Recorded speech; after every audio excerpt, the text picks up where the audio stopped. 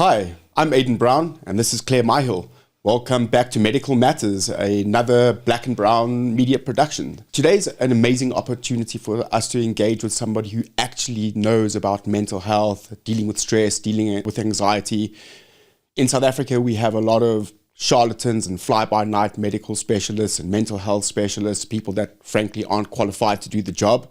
I happen to know that Claire is very well qualified to do the job, and she's going to share a little bit of information and some experience that she's had throughout her career, dealing with people in different environments, from performance psychology, sports psychology, general counselling, addiction counselling, a whole bunch of different things. She's really good, and we're going to talk about stress and anxiety. The first question that I have for you, Claire, has to do with knowing that you're stressed. Knowing about anxiety. How do you actually tell that you have stress or anxiety? Thank you. Basically, there's a lot of different ways, and people will have different access to different bits of information, but we can usually sense it in our body. So we normally know through signals in our body, heart rate increasing, getting a bit sweaty, that our stress levels or our anxiety levels are rising. And we can also pay attention to our thoughts. So, often people, when we're feeling a lot of stress, we might, have thoughts that are very catastrophizing, very, worrying, very, focused on worrying, very, very, panicked. So being mindful of those things, and also our behavior. We often will start doing things a lot quicker. We'll make mistakes when we're under a lot of stress and pressure. So just being attentive to ourselves and our body, and, our patterns of experience and behavior. Now, you talk about stress and anxiety, and what is actually the fundamental difference? I know I've personally experienced both of them, and it can sometimes be just a little bit confusing. So how would you determine the difference between stress and anxiety? What are the signs? What are the symptoms? And what advice do you have? These two terms often will get used interchangeably. Like someone might say, I feel stressed or I feel anxious. I think, really considering the external environment. So that's what we might describe as stresses. Things that, pressures, sometimes normal life pressures like financial stress and having to pay bills, or having an exam might be an extraordinary moment of higher pressure and tension. And then I would also differentiate between normal anxiety. So, anxiety responds basically to pressure and to threats, in your environment, or kind of internally in your person, in your system. The one thing that I would want to say, though, is that it's very normal to experience anxiety. But there is a difference between that and having an anxiety disorder, which is often when somebody is hypervigilant and they kind of keep themselves locked into these patterns. They become like vicious cycles. So they worry more, they indulge those worries, and they cause more and more physiological impact to themselves. Anxiety can be so overwhelming, and it's just so common across all people of all different ages. And no matter where you come from in life, you're going to experience anxiety at some point. But what tools or what advice do you have in terms of reducing anxiety, or even in the hopes of maybe eliminating anxiety, if that's possible? I would always steer very cautiously away from the word eliminating, because we're never going to eliminate anxiety. If you have a human body, which most of us have, you aren't going to eliminate it ever, and you actually don't really want to, because it's the same kind of threat detection system that you want to operate when you are actually in a situation of kind of life and death. So if we were to eliminate anxiety, you would be eliminating the very thing that might help you stay alive in a certain circumstance.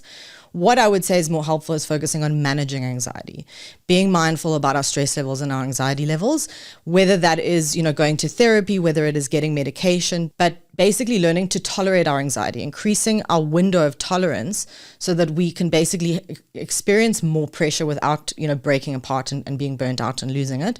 And we can also, experience, emotions like sadness or grief without going into a very, very dark space. Like basically, the more that we ignore these things, the more that we avoid dealing with things that do make us anxious, we don't give ourselves the opportunity to learn and develop a skill, which can be a big problem for reducing our anxiety and increasing our resources.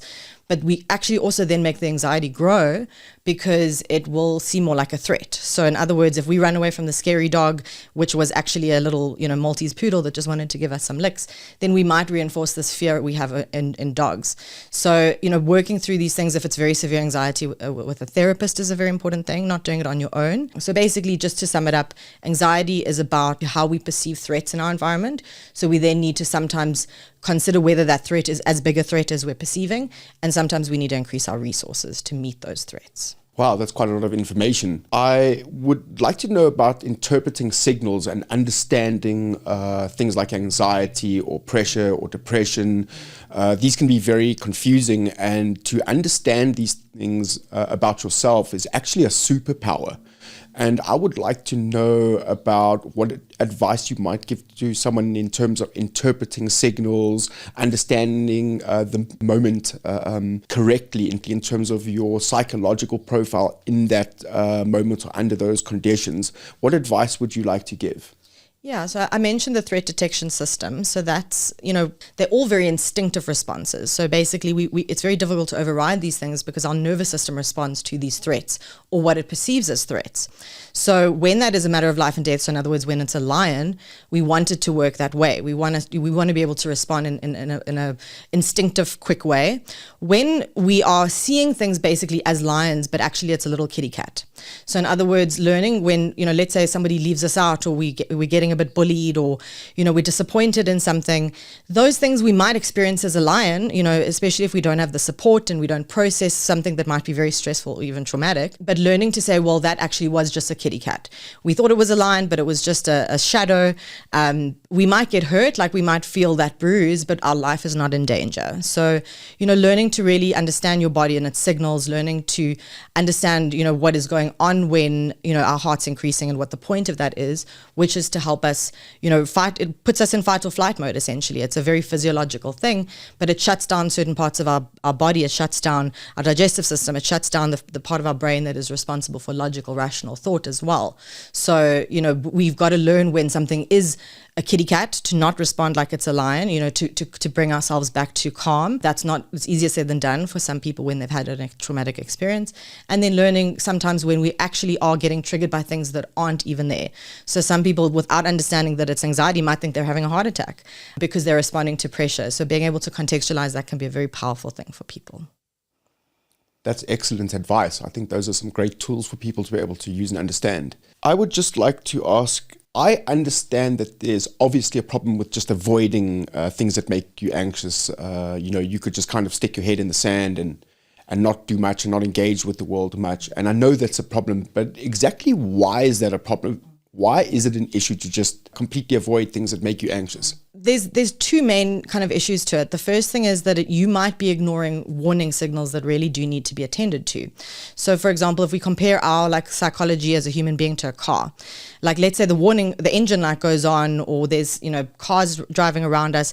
If we want to ignore the engine light, the car's going to break down. So we will also break down if we ignore these signals completely. And in a similar way, if we get overwhelmed by everyone around us driving on the highway, and we want to cut off our mirrors because it's less distracting, that's going to be very dangerous for us. So we've got to learn how to accurately understand and kind of read these signals both internally to us and externally, figuring out what we can and can't control, not ignoring a problem that does need to be attended to and be resolved, whether that's a deep, issue that we might have that affects our self-esteem, our belief system, etc.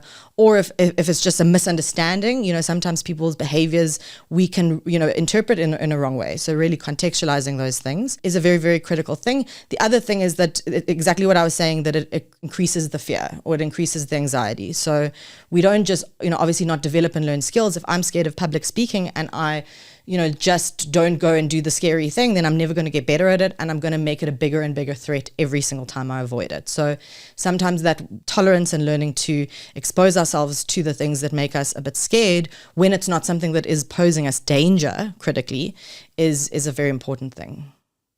Let's go back to specifically talking about stress. What tools or what ways would you give to somebody looking to manage stress better, specifically stress, real stress, genuine stress, and not actually anxiety? Managing stress might be more about how you are relating to your environment and responding to it. So for example, sometimes it's setting boundaries, sometimes trying to exercise, trying to process some of that energy, just, taking time with yourself and breathing. I know it sounds completely simple, but just learning to breathe in a very deep way, learning cognitive techniques like mindfulness and kind of, managing those things. And there's a lot of stuff out there which can be overwhelming. It can seem quite intimidating, but the good news is that when we consider like a CBT perspective of our thoughts, our behaviors, and our emotions, if we change any little thing, it can create quite a different impact. So if we can just learn to, not see something as a catastrophe, but see it as, just a bad day, that can be quite a profound thing for people, and slowly just making those shifts in patterns. What kind of advice would you give to people in terms of managing the environment around them, or in terms of choosing and selecting their environments with the aim of managing stress effectively? I think it's a really great question, and it will depend a lot on the environment. Like, for example, somebody in a war zone is going to struggle to manage their external environment because they are literally being faced, they are facing life and death threats on a daily basis. So, different environments, different resource environments will have different options for that. But I think one of the most profound things we can do is really learn to differentiate between what is in our control and not in our control, and to phase out the things that aren't in our control as much, or not necessarily like phase them out, but accept them. Radical acceptance is an incredible concept, it's basically about not needing to like something in order to accept it, just accepting the reality of it, acknowledging the reality of it so that we can move forward from there, and not kind of slip into a victim mindset where we feel very helpless and are focusing on everything that we can't change. So something as simple as that, and I work in addiction, and we say the serenity prayer at the end of every group, and I love doing that because it reminds me, to focus on what we can control, try to let go of what we can't, and then obviously to the ongoing life goal of differentiating between those two things. For people that are, now going back to anxiety versus stress, for people that are experiencing anxiety that is in a way overwhelming, how do those people go about working specifically on that? Because that sounds like it obviously has a lot of overlap with stress. But what specific tools would they need to help look at managing anxiety more successfully in their general day-to-day lives? I mean, I think that's where like a therapist and an approach where somebody can sit with you and really look into the patterns and change them over time can be very profound, and really like focus on shifting that belief system from, seeing ourselves as worthy, seeing our abilities as, changeable and things that we can grow. That would be the one thing. Sometimes people do need medication. So sometimes people need pharmaceutical interventions to alleviate some stress, if it's a short-term thing. I think not having any stress is a problem. That's why I also was saying, like, we don't want to eliminate it. We do need it to drive us. We need it to achieve our goals in life. Being aligned with our values and knowing what we want to achieve is often the best starting point. But making sure that we aren't kind of burning out. Obviously, some environments, like, some corporate environments, there's some professions that are very, very demanding. It's a graded approach. It doesn't happen overnight to learn to tolerate, the pressure and the stress.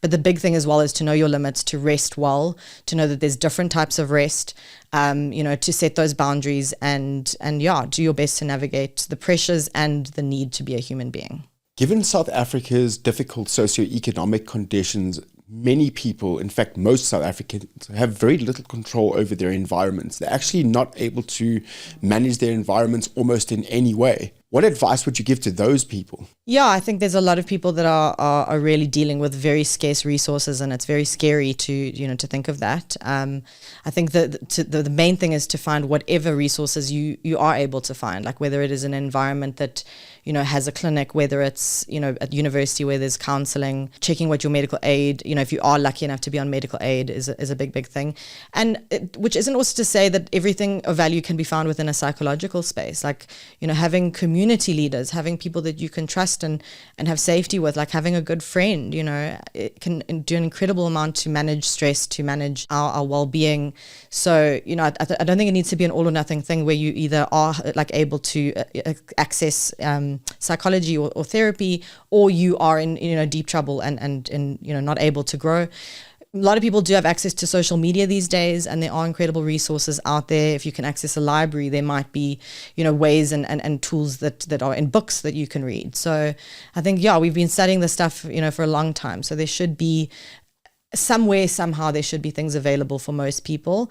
But I think that's, the biggest drive a huge drive of stress is financial instability. And I think we do need to acknowledge in this country that until we do have, a shift in economic upliftment, those variables are going to have a marked impact for people, and we can't ignore it, unfortunately. Stress and anxiety can have such a huge impact on your physical well-being, your social well-being, the well-being of your family, your loved ones, everyone around you. It can be absolutely detrimental to your development, your career, to so many aspects of your life. And as South Africans, we live in a country with a lot of pressures, and I really recommend to you to go out there and find whatever resources you can to help you manage stress and anxiety and other mental health issues that you may be experiencing. This is just so, so important for your development and your well-being going forward in life, in almost every aspect of your life. I just want to thank Claire for her amazing advice today.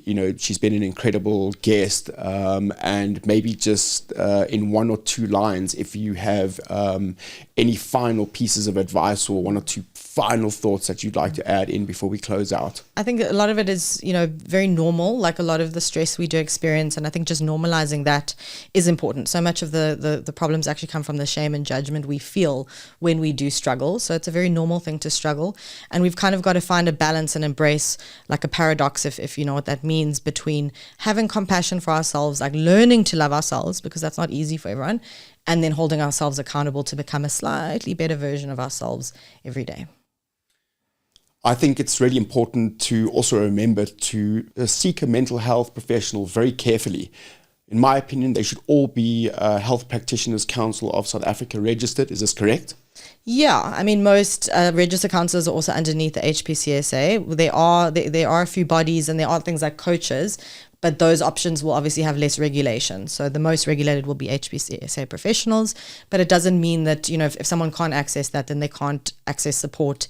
But yeah, it is important to be very careful, because there are people that will overdo what they are able to treat under the guise of counselling or coaching. If you'd like any further advice, or you'd like to contact Claire, or if you have any questions, please contact her on any of her socials. You can find her on Instagram and LinkedIn and a whole bunch more. Just Google her, you'll find her out there. And I would just like to thank you. Thank you for your time. Thank you for all your advice and information. You've been an incredible guest. We'll be back with more help and advice from medical professionals. It's been Medical Matters for now. Thank you for joining us. Ciao.